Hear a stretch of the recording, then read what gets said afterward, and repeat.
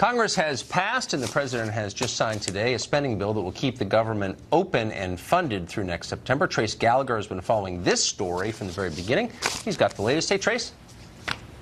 Hey, Tucker, the big ticket items are, one, the military. $700 billion goes for defense spending, which is $61 billion higher than last year, and the biggest defense boost in 15 years, which is why, after threatening a veto, the president ended up signing the bill. Then there's $591 billion for domestic programs, including money for road building and water projects, along with NASA, the FBI, and the IRS, and $5 billion to battle opioid abuse, up from $2 billion last year.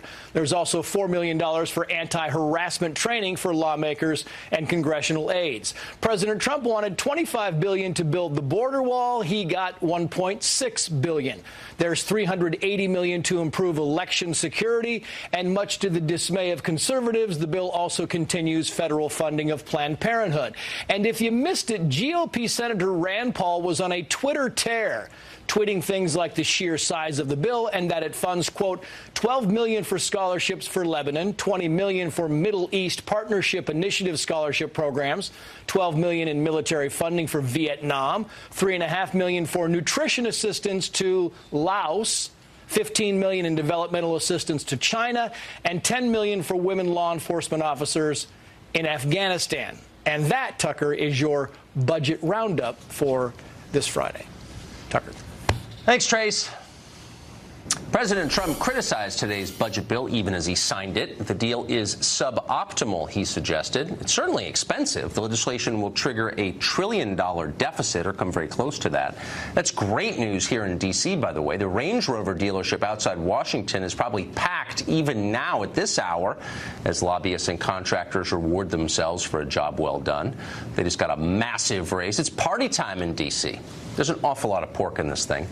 Given the cost, you'd think at the very least the bill would fund the critical needs of our country. Does it do that? Not even close. The legislation signed today is pretty much the opposite of what America voted for in 2016. The bill actively restricts the hiring of additional ICE agents for immigration enforcement. It caps the number of illegals ICE can detain at any one time. Ostensibly, it allocates $1.6 billion for border security. You may have heard that. What you may not know is that that money is explicitly prohibited from being spent on any kind of border wall, the wall that voters asked for in the last election. Now, Republicans may have found extra wall money by, I don't know, cutting funds to those sanctuary cities that are actively undermining federal law. But they didn't do that. Sanctuary cities will continue to be subsidized just as they always have been. And so, by the way, will the abortion enthusiasts at Planned Parenthood. Republicans repeatedly promised to defund Planned Parenthood, remember? But they're not. They're awarding Planned Parenthood another $500 million in tax dollars. In other words, nothing's changed. It's just gotten a lot worse. The message to the rest of us could not be clearer. Congress does not care about the territorial integrity of the country it runs. The people in charge of both major parties are committed to making sure that we never have meaningful borders of any kind. Anyone who manages to get here will get a job, welfare, health care, education, forever. Meanwhile, middle America continues to die.